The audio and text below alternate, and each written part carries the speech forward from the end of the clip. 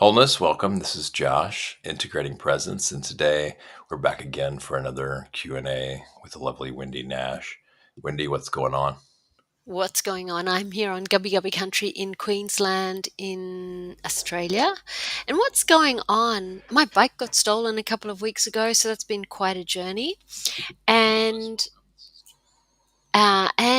so what else?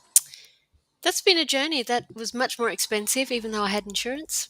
Much more expensive than I expected. So that's been quite interesting to discover how beneficial the Dharma is. Because I look at all the good parts, all the kind things that people do, rather than focus on why is my insurance company swindling me and and why did somebody steal my bicycle in the first place? So it's been quite good actually. Yeah. Yeah, it's isn't this interesting? You've got this group with, biking, promoting biking more over driving, and then your car gets, your bike gets stolen. Hopefully there's no shenanigans involved here. Yeah. And like you said about the Dhamma, excuse me while I'm bringing up something here on the screen. It does. It really does. So these inevitable challenges we face in our lives, and then like, what's going to help us with these? What's really going to be a benefit? I mean, do we want to? There's plenty of things out there we can cope with and improve our lives. But as far as overall complete systems, longest standing, most effective, this is what I've come across, especially for everyday life. So today we've go ahead. Yeah. No, you go. Oh, I was just going to do a little bit too much of an abrupt transition here to today's show, which I'm calling a lengthening attention spans. This is the 26th meditation Q&A we've done, and this is. And are you, of course, for those of us, easy for me to say. For those of you and us who have not joined before, this is an ongoing live series where we look into our meditation practice on and off the cushion. And today we want to get into attention spans, and we'll maybe draw on our internal and external meditative and non-meditative observations to examine how attention spans seem to be quite short these days, why this might be, and what to do about it in meditation practice and in everyday life. So, of course, I read that little description I wrote there. Wendy, I want to throw it over to you. Attention spans. What do you say about this stuff? Yeah, I'm not very good at attention spans. I do notice that when I watch movies from a couple of decades ago, gee, they're slow, you know, and that's quite interesting to see what is it that makes us lose attention. So I think that's interesting. I've been looking at in my own practice sort of the benefits of having a sustained daily practice. So even though now I don't have, like a couple of years ago, I was sitting for 2 hours a day. It was fantastic. And now I can just about get half an hour. So things change and there are other commitments and other people in my life, so I don't have the same sense of control. And what's really interesting though is that I've by just even having the daily practice and having done it for a good number of decades now, then what I see is that I'm able to sort of widen the space. So I guess I'm talking about the benefit and how good that is. So I've been thinking a little bit about low self-esteem and the sort of sense of sorrow when you feel excluded and the arising of identity, how your body hardens.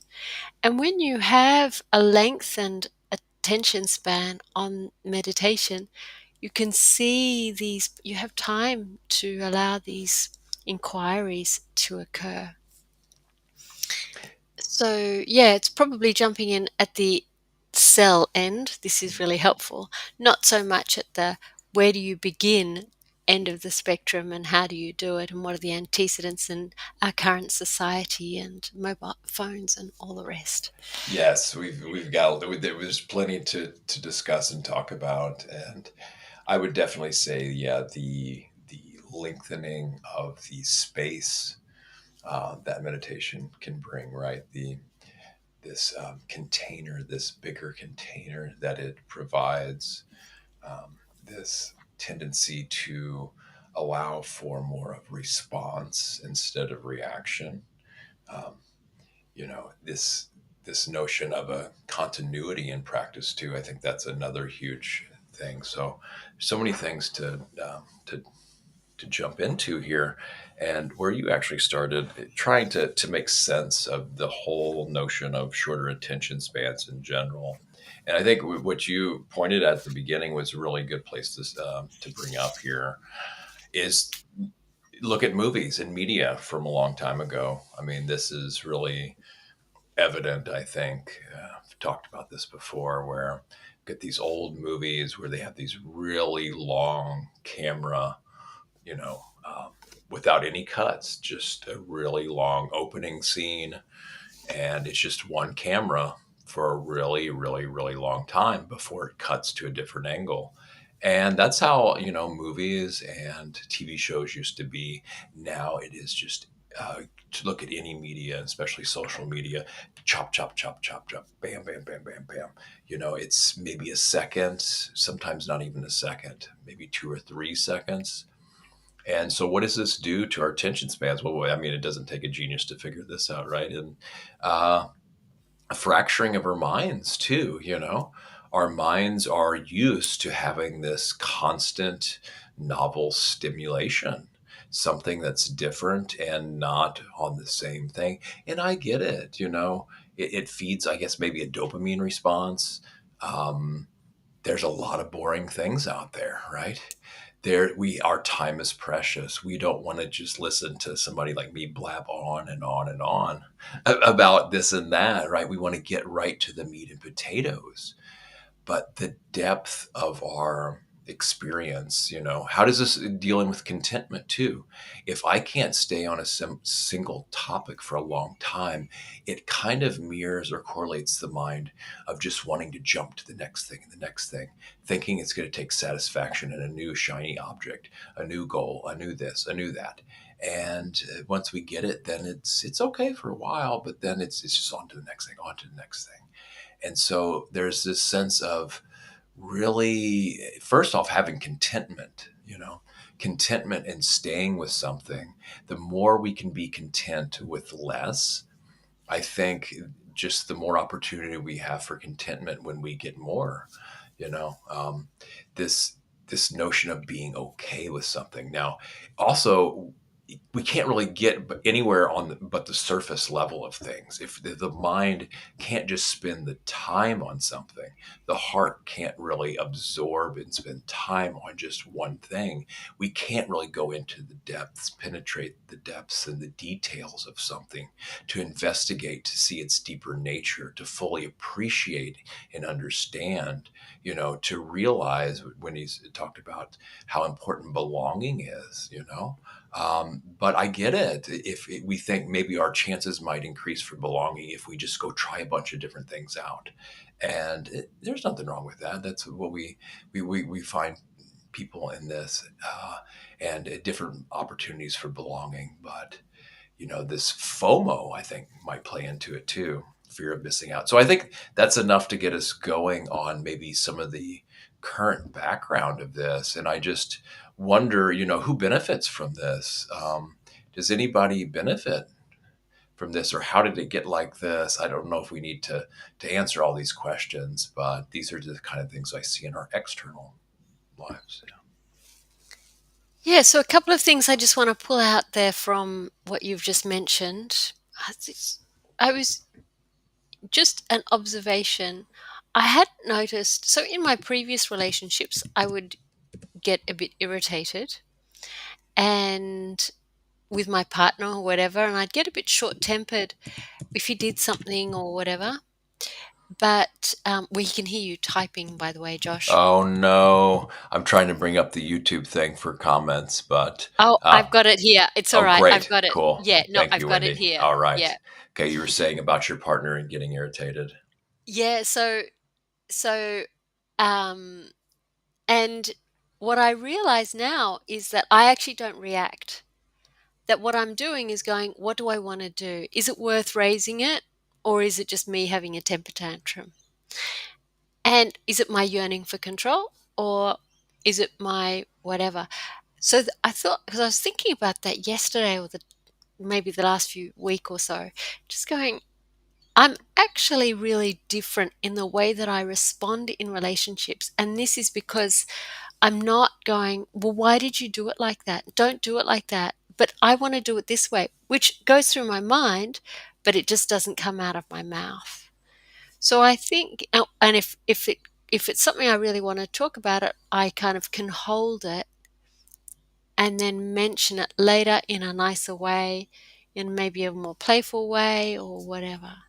So it just, when you have that, you actually allow more playfulness in your relationships. So I thought that was really interesting.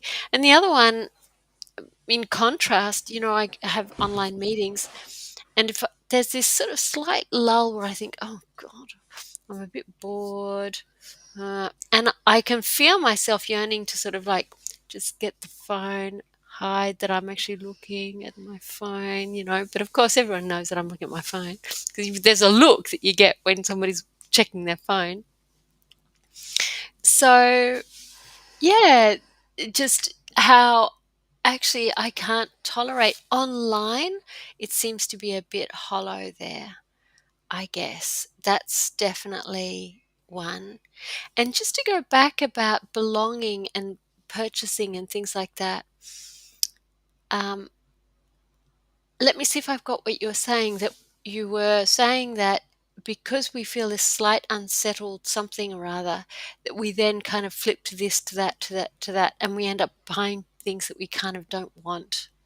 Is that what you were sort of saying? Well, that's part of it, but you said because I just we're looking for things that satisfy us. Now, it could be anything. It could be buying or just what information online to consume or what kind of projects we want to do around the house or who we want to talk to or what we think will bring us satisfaction you know and yeah, if so if there's a long attention span, we can really absorb into something on a deeper level and allow it to completely engulf us and have this sense of more contentment. Like if we're reading a novel, I don't know, for those of us who read, right? You can really get absorbed into a novel that you don't even really know that time's passing or you don't hear things happening. You can completely forget about a lot of other things and you completely right there into it. But when we think we're on the but when we're on the surface level of life, we don't have that type of deeper experience and that type of satisfying experience a lot of times. I like how you say about the hollowness of online interactions a lot of times. Yeah, and how I think some of the things of just going through the motions, and some of the things seem more like commitment based, or like we're like an obligation. And but some of the things though I find online, I really want to do, and I'm really engrossed and absorbed in them. But yeah, about checking your phone online, and then what you said about relationships too. This is really important, I feel, for like harmony in relationships. Instead of just immediately reacting, right? And that there can be this pause, this seeing of how we want to react, and then restraining from this habitual way of reacting, right? And I think it's very helpful. I just hopefully it doesn't lead to like repression of like how we feel and how we um, I don't know, So it's what we're talking about here is not a repressing and holding down how we feel, It's just kind of a consideration and a restraint for the other person. Because sometimes I know when I react, I feel like some kind of righteousness is involved. Like I am entitled to say this, and you know, bah! And usually that backfires. A lot of times it backfires. It fuels the ongoing contentions and conflict. So the best way to stop that cycle is just to say, okay, I don't need to be right. I can be with unpleasantness, but I have to take my foot off the gas. And while I take my foot off the gas, yes, it will be unpleasant. Yes, I will want to say things and react, and it takes energy to hold it back. But in the long run, somebody's got to break that cycle, or it can escalate, and it could blow up, or it can be way worse than if I don't do that. And I can't rely on the other person to do that all the time either, you know. So it's about taking responsibility for seeing a little bit into the future, comparing how my interactions have been, and say, okay, I have a chance to change this. I can just buck it up, or I mean, I can just be with unpleasantness for a while, and that energy will die out, and then something more wholesome and skillful will then have the means to potentially arise. And plus, I'm protecting the other person too from my own heedlessness, yeah, my lack of mindfulness and lack of restraint. Yeah, Yeah, I want to go back a little bit to the dissatisfaction. Is that okay? Because, sure, here we are, it's Dharma land, so let's talk dissatisfaction. sure. Basically, because I just had this really interesting insight, and so I'm quite curious to explore that a little bit. So I've been very curious about what it is that when you are angry, you get this hardness. And we see a lot of politics at the moment where people are very angry, and you can feel their bodies are kind of hard in the way that they're outraged. There's a lot of outrage at the moment in our political landscape. And as I sort of feel into that, I sort of became very curious about this. And what I, when I sort of step back and back and back, because I want to go back and back and find the root, right down to the root. And of course, there is no root because um, it's just dukkha, suffering. There is no root, there is no self. But what became clear is, and I want to test it out, see what you think. So, this is, I guess, the benefit of lengthening attention spans that I'm talking about here. So, I was thinking, and then if I bring to mind a time when I felt excluded in a group, and we all know that feeling. We've all felt like we know when we're excluded. We just absolutely know. And but what I've realized is that, well, for me anyway, that when I'm sad in that situation, it has a particular flavor to it, and I actually can't express it. So it becomes quite locked in the body. But it starts from this knowing I feel excluded, a deep sadness at knowing that truth, and then unable to express it, and it becomes this hardness. And my sense is then it becomes the core of dissatisfaction for so much of our lives, because we want to buy that thing which will make us feel that we belong. Because this is the sort of foundational sadness that we're trying to negate.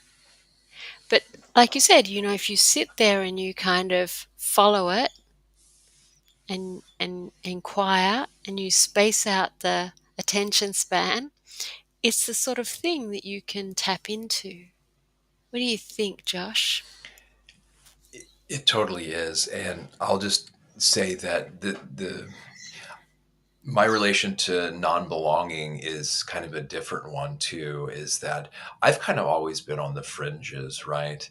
the social groups that coming up, I never really fit into all of them. Even the one that I was a part of, which was kind of like the stoner group, I didn't really even smoke pot, but those are the only people that would take me. And so, and kind of ruffians and things like that, completely different than what I am today. And, being in a foreign country, not having a lot of interactions, going to another even more foreign country here pretty soon, I've kind of always been on the outside, the outcast amongst outcasts so much. So this sense of belonging, where yeah, I did reflect on it quite a bit of not fitting in, but this is more to the not directly to your point, but just in the sense of belonging. What I found really helped me with this is spiritual friends. Once I had a friend that I could really relate to, and really, for guys, it's kind of more like things we're interested in.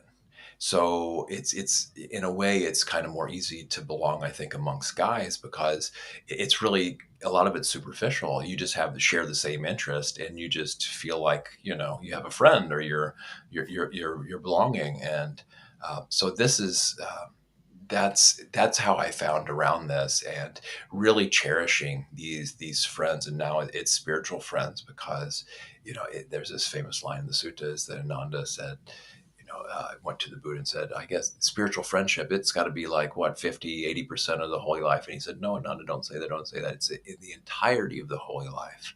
And it really can't be stated enough. And I forget this time and time again. And then it's like this new insight every time. Oh, friends. Oh, wow. Yeah. And I just start recollecting Dhamma friends and other friends. And then it's so nice today. I can just reach out.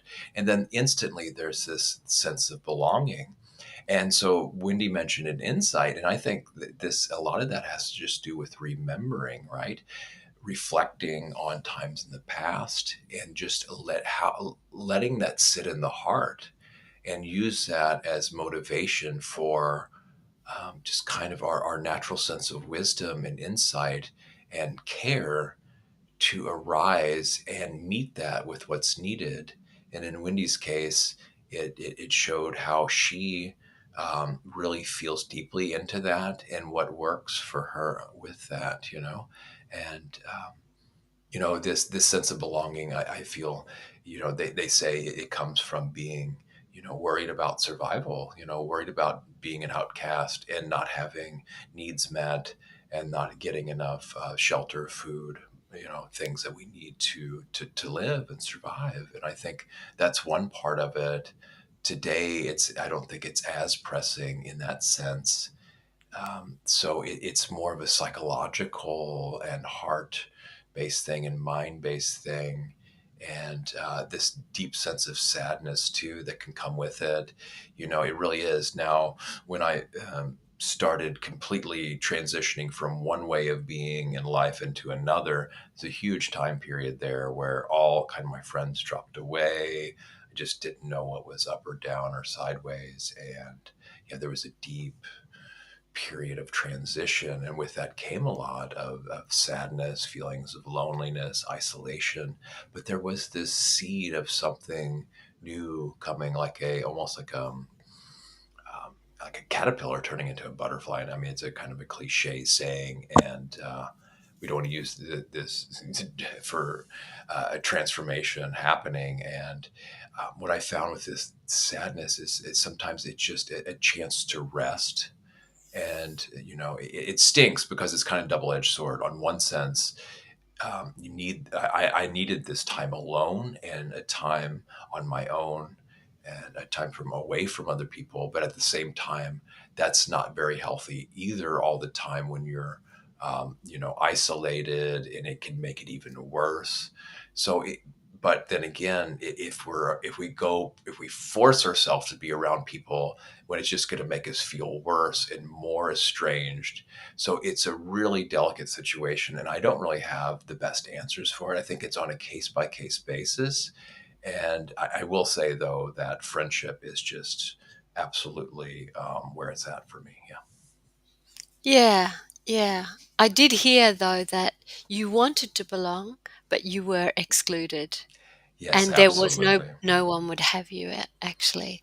Yeah. And it's that sorrow and that sort of, okay, I'll harden against it, and Yeah. it's painful, and we're sort of squishing down that thing, and we're going, you know what, it's not a problem, I'm going to be friends with those other people. But that it's that I'm kind of inquiring into. Mm. And so in terms of lengthening attention span, I think it's really interesting to be able to pull it apart, just stretch that time, not to go above it, but to allow kind of observing and then noticing and then allowing it to be. So that's what I think is, it sort of stops the reaction and allows not even a response, but just sort of a noticing, allowing, being. That's what I think is really beautiful in that sort of space when it comes to lengthening attention spans. But we have not talked about lots of things that we said we would. We okay. Yes, the allowing being is that's a beautiful way to put it because it's hard to really tap into our being where we're on the surface level of the heart and mind, jumping from one thing to another, to really explore just we're human beings. I know it's a spiritual cliche, not human doings, human beings. And the more time we allow ourselves to do nothing and just be, it's like it's a really profound experience that's really not valued in our society, but it's something you can't go out and buy, an experience you can't really go out and buy, you know. So yes, what were the other things we were going to say that we were going to talk about? I mean, how do we do this? I think the big is the question how, and I want Wendy to probably talk about her metta practice. Right? Is that still your main practice? Mine is more insight actually. Mm. It's a gentle inquiry process where I, because I only get half an hour, it's very short generally, except on my, in Brisbane, there's now a place where I can sit for a whole day in silence in the company of other meditators. It's magic.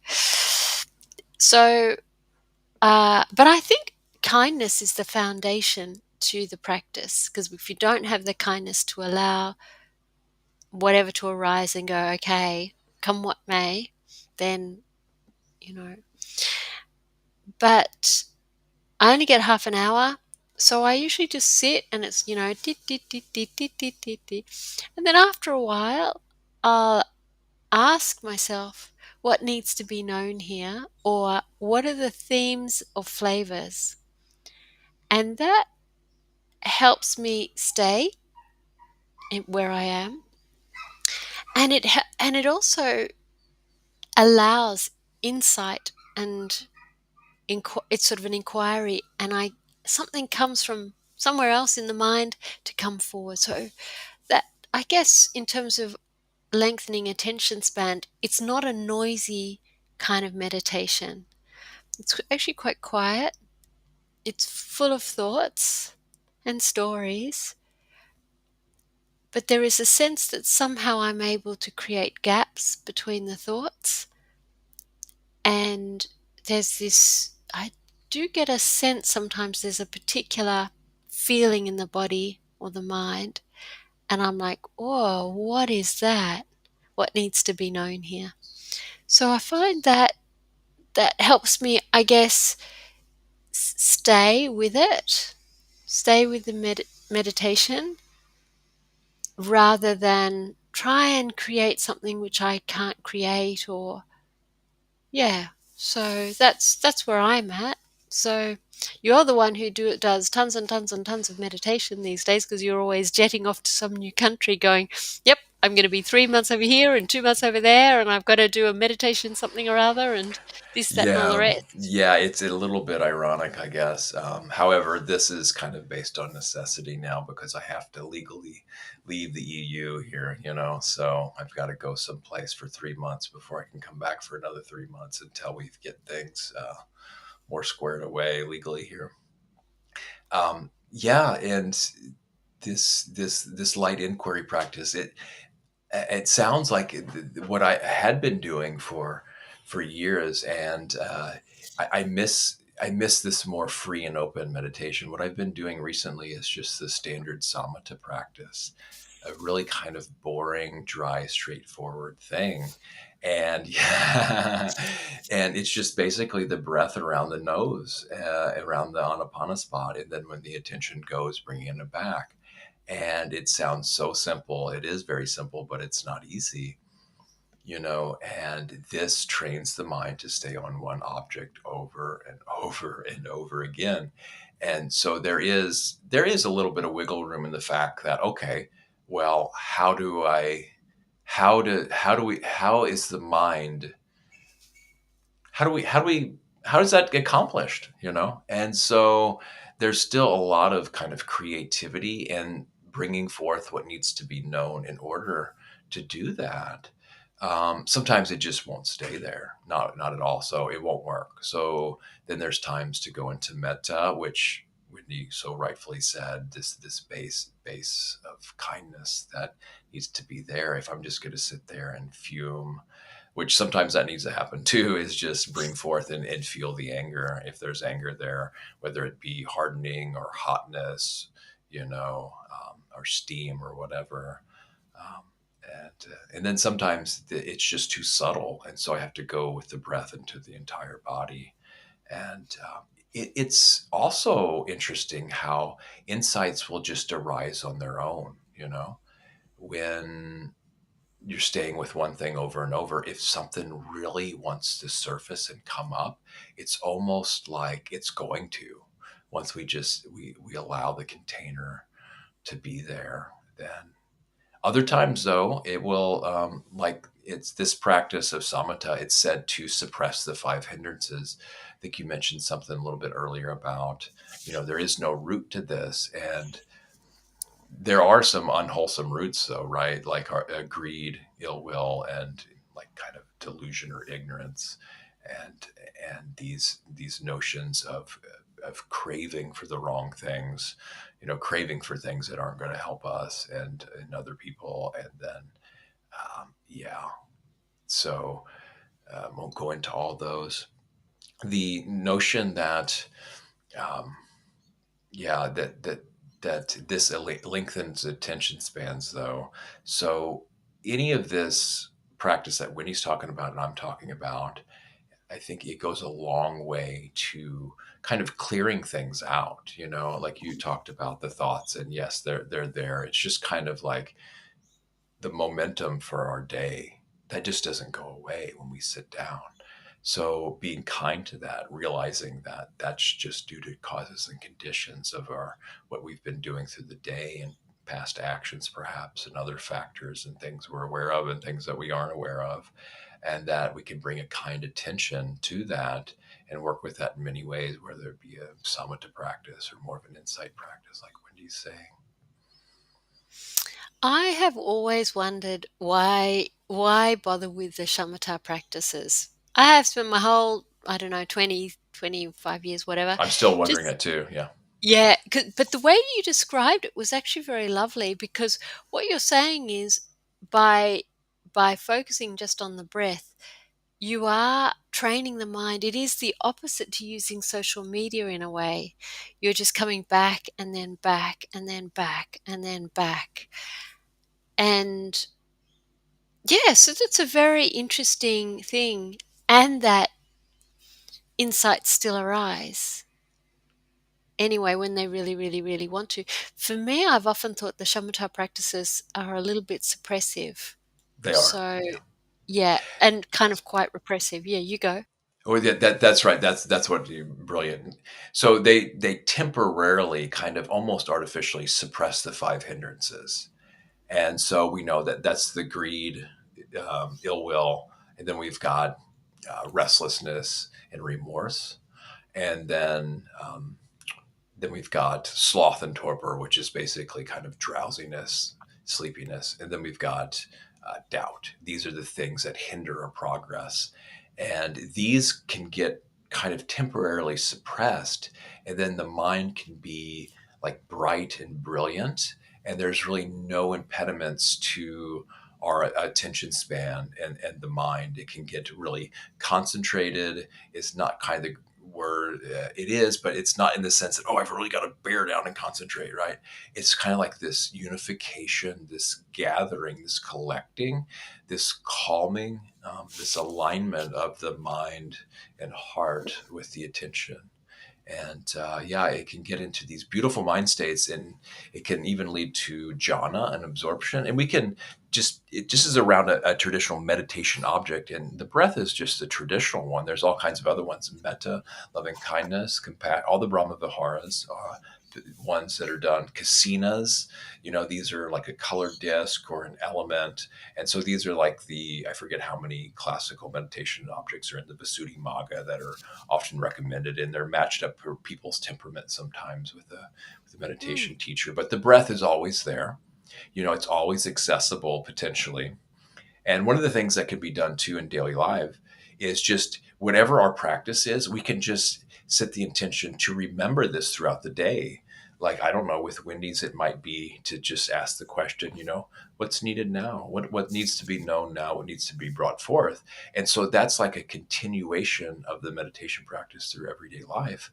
And that can lead continuity. So, especially in the samatha, the more it can go continuously, the more chance it has to build and have momentum and have effectiveness. It's said, and I've noticed that too. So, just several times throughout the day, I'll just notice, where's the breath at, and even more, the more I can push it, the more I can recollect it, and it also shows how forgetful, I am, and how even though I want to, the mind gets distracted. It gets pulled into other things. Other things are seen as more important, and that's okay because we have other things to do. But it really gives us a chance to look at our heart and mind like times, like other times we don't. And so the other thing I wanted to mention maybe is these four spiritual powers, or four roads to power, four roads for accomplishment, that we can maybe get into just a little bit. But these are things that four measures of success, or four ways to success, not just in meditation, but any area of life, for any measure of success. It's said too. It's interesting how you said success. Instantly, I go, success. I want success. I want it. I want it. Gimme, No, gimme, define gimme. it I want first. it. First, you have to define what it is for yourself, not what No, but somebody else says it is.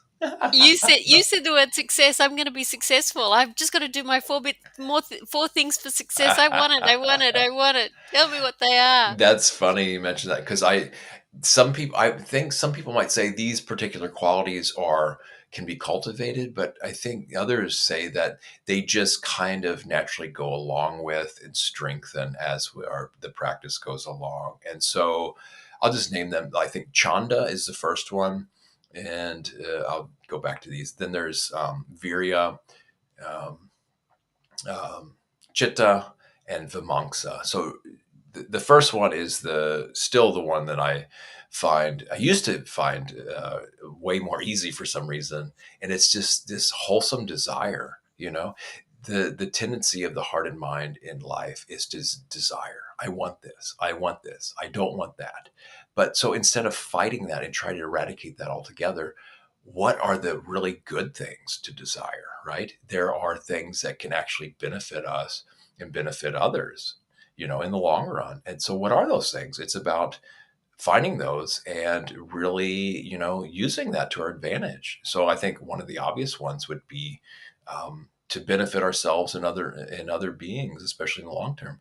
To, why not shoot for the moon and realize full awakening? Why can't we have that as a wholesome desire, and a serious one too? However unattainable it feels, why not? Why limit yourself? And I also balance it with reasonable expectations and not being deluded about it, of course, right? But like, what are these really things that make the heart leap up and sing? And even just going to my meditation practice, I'm just not as inspired as I was with it. Actually, this hardness in life, I had this incentive. This what is it called? Um, this spiritual urgency. I had that so much when I actually had to, my life almost seemingly depended on it. Now that things are okay, I don't have that anymore.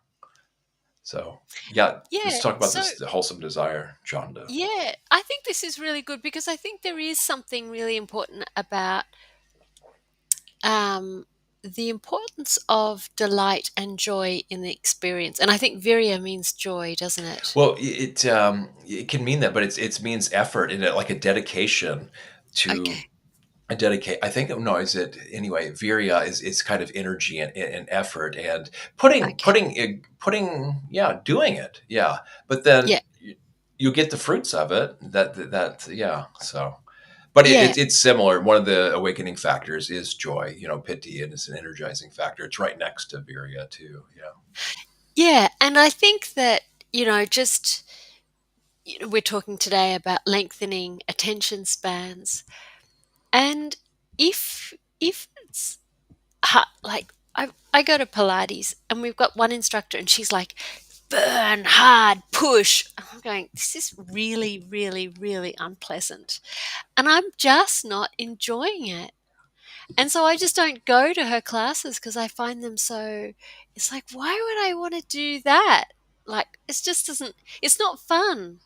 So maybe there's a difference between having fun and and I think it's really important to it is important to apply yourself, but there is this urgency, I think an urgency to have fun.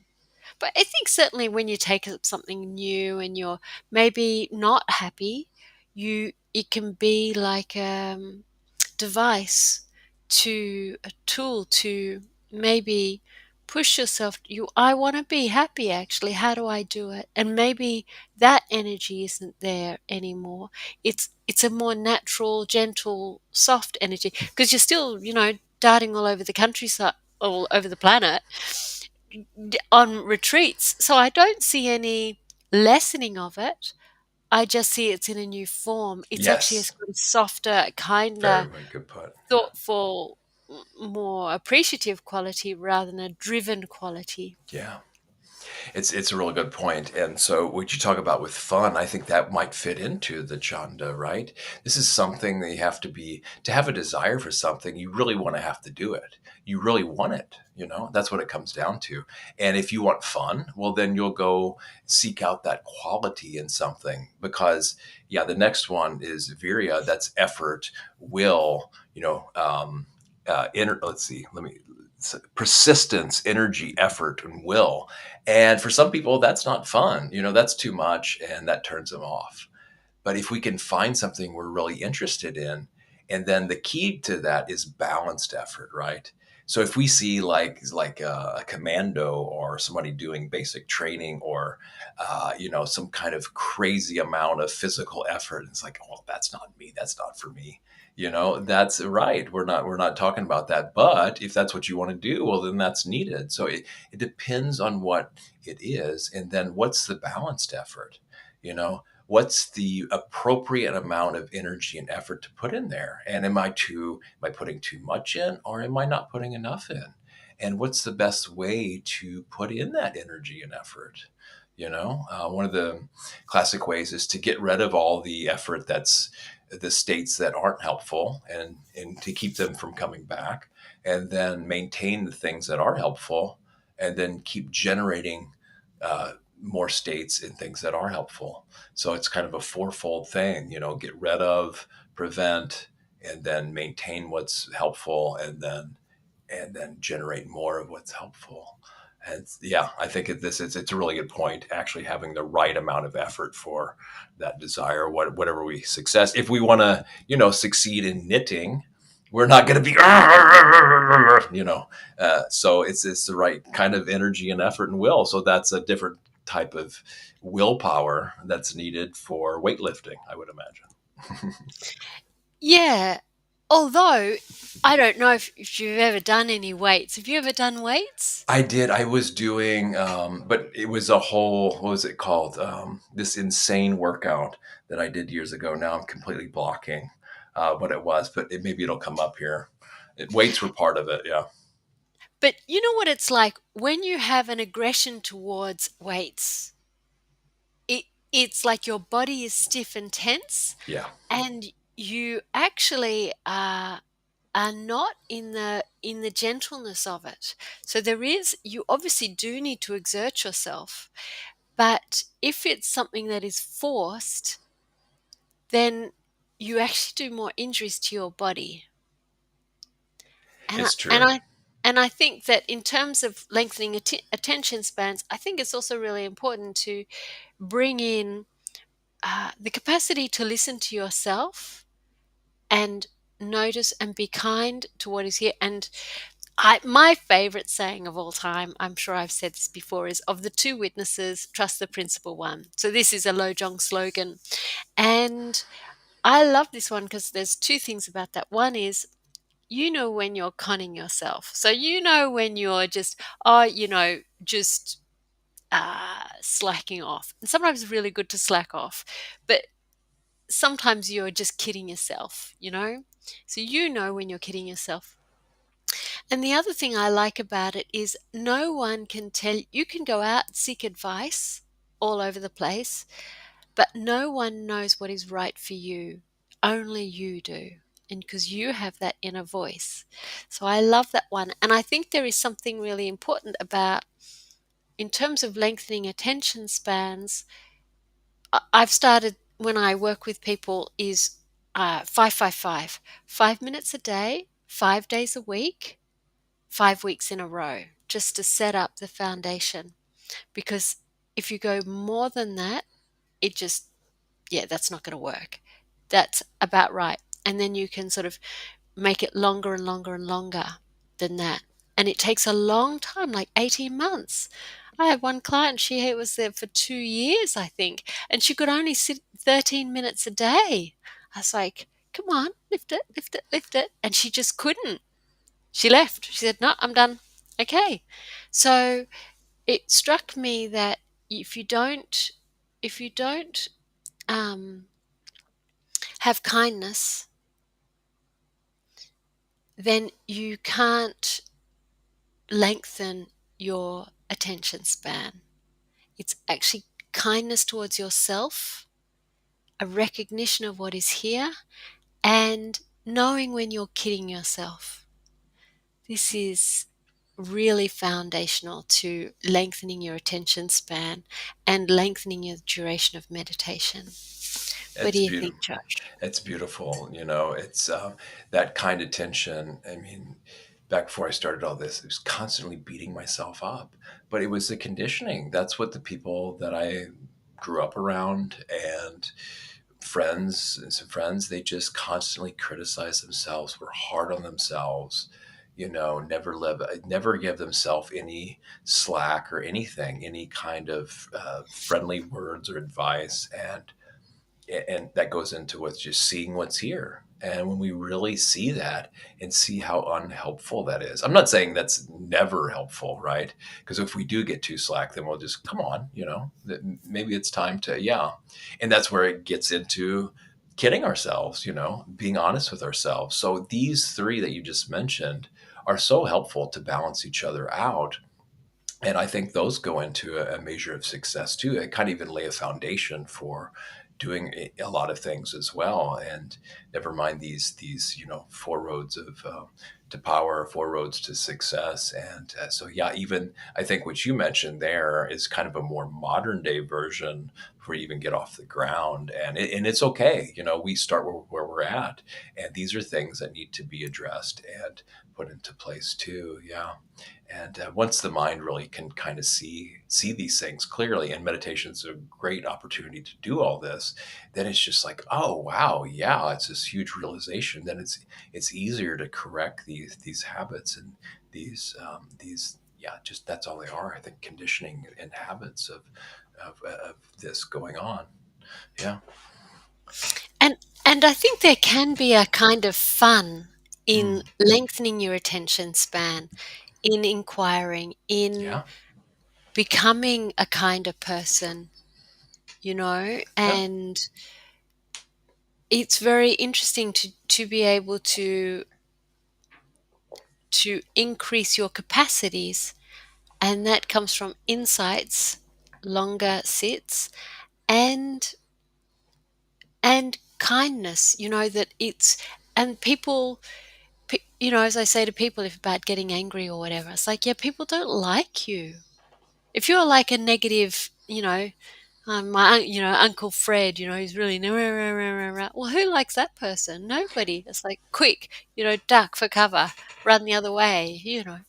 Negative Ned, negative Nancy. Yeah, it's as long as it doesn't go into this toxic positivity. But that's right, and we can just feel into this and negative all the time. Now I get it. People have gone through a lot.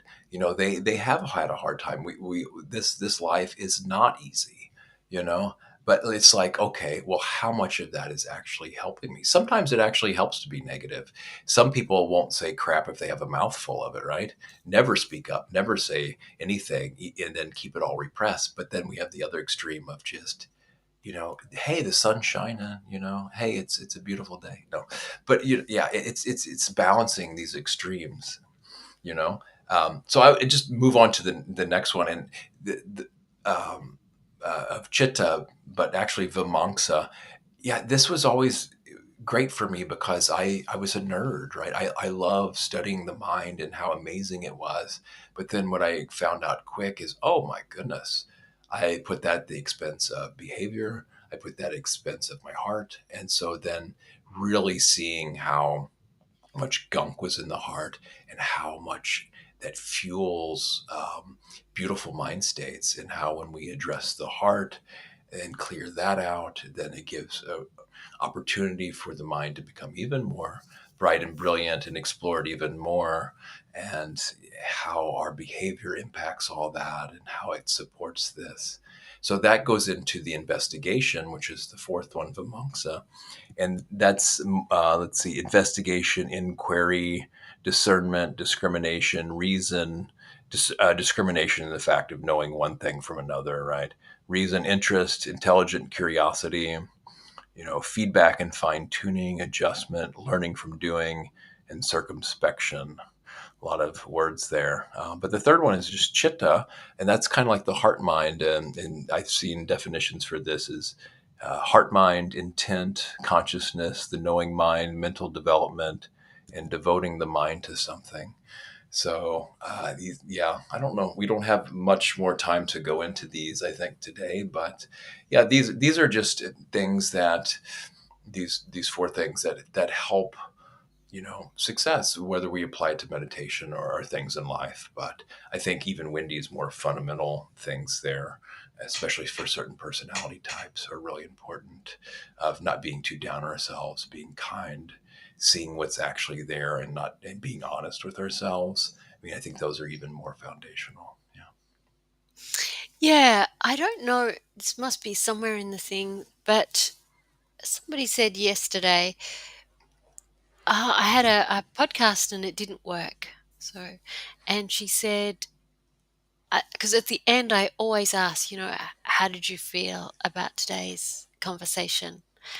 And it's really good because then it opens it up. And she said, yeah, but you were sincere. You actually wanted to know what the answer was. So I told you. And I think there is a lot to be said for sincerity of practice. What is the driver here? Is it about I'm the best? And of course we all do that.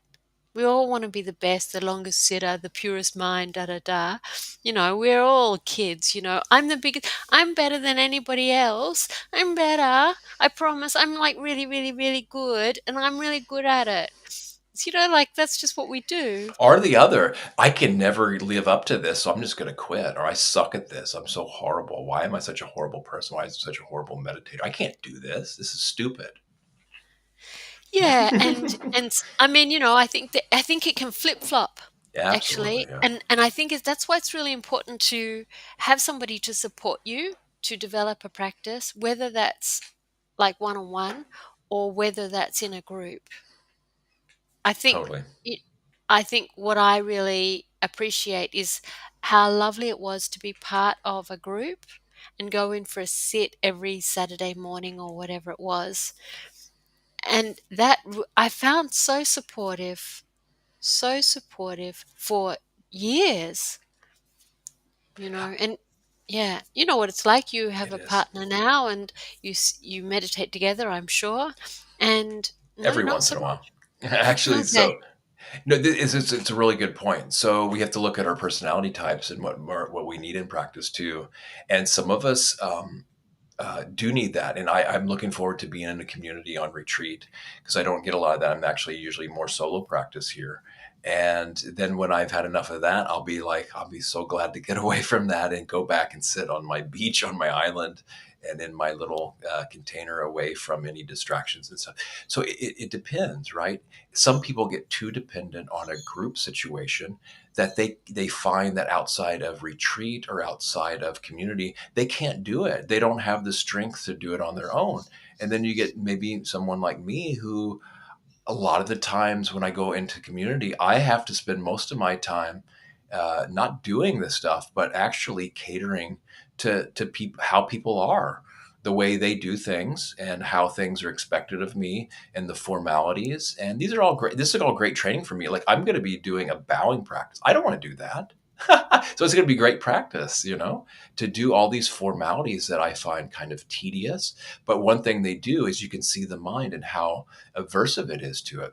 But also, it gives also this great container where you don't have to worry about all these external things so much. You can just watch how the mind, in fine detail and heart, can have these significant changes because there's not a lot of outside distractions and not okay, what am I going to do now? Should I do this? Somebody's coming at me with this now. I need to do this, and oh, I wanted to do this, but now I'm going to do that, and just so everything is contained, and you can see more and more subtle details and this unspoken communication in silence. There's still how we react and respond on more subtle levels with the body, heart and mind and spirit when we can't talk. And so there's this whole nother level of communication that's still going on that I often miss because the words take over, the words take more power. And so, yeah, it's such a beautiful, wherever we're at, it's an opportunity for practice and growth and development. I think there needs to be a balance between these two. Where do you need more support? Do you need more support in community? Do you need some more support on your own? And how do you do that? Friends, teachers, and balance. I think, just this thing about always being on our own, it's such an unnatural experience for humans. Hermits, the only way they could experience a solitary life was to be a hermit in a hermitage. And you couldn't be a hermit in a hermitage if there were other people there, because then it wasn't a hermit, was it? So I think I think it is so unnatural, our life, because we are disconnected. Now, you're often on an island in outside Copenhagen in Denmark. So there's lots of people around, I take it, and you walk around and everything. Well, I But wouldn't you say a don't lot. interact. There's only like two or maybe two, 300, 400 people on this island. It's a resort island, so there's more in the summer too. So it is fairly remote. But there's still people here. There's still a ferry running to the mainland, several times a day. So it's not like complete isolation, like survival or survivor man or something. No, there's people here. There's community here. It's still somewhat modern lifestyle. Yeah. I've been thinking a lot, and maybe this is something for another day, but we live this very unnatural solitary life now, which at some level is lovely because it's like they don't irritate me because I get to do whatever I want. But then on the other hand, I don't know, a sense of connection to much, actually. And people use the word community, and what does that word even mean anymore? Maybe we use the word sangha, but actually, I think the word congregation, in the way that Westerners use it, is a better word. It's a more appropriate word. That was somebody called Jetson Kandra Rinpoche who said that. And I thought, yeah, actually, it is. We talk about community as if it's the congregation, but really it's just the congregation. It's just a different format. Sangha is the robed community. And I think that's much wiser. We're at the end of time, though, Josh. What a We ending. are. Sorry, I suddenly Yeah, gone. no, this is really good points about this. I think it depends on our intention. If our intention is to kind of hate people and get away from them, that's one thing. If our intention is I'm just so overwhelmed by the hustle and bustle of meaninglessness of consumer culture that I just want to, withdraw for a little bit, you know, so it depends on intention, but like, where are the quality connections in life, and what's the best way forward now for me, where I'm at now, where I want to be, and then how do I factor into what's going on in the world to this. So yeah, community and congregation, that's a really good way to put it. I think maybe this is something we can explore later, but like I said, we would be going on retreat, so we don't have anything scheduled. There might be one in December, there might not. We have one at the end of January though, right? So Yeah, I so think we've got one. nothing in November, that we yeah. So maybe December, maybe not. So January though. Yeah, New Year. Watch this space. Yeah. Fantastic, Josh. Great Okay. convo. All right. May you all be well out there and practice well.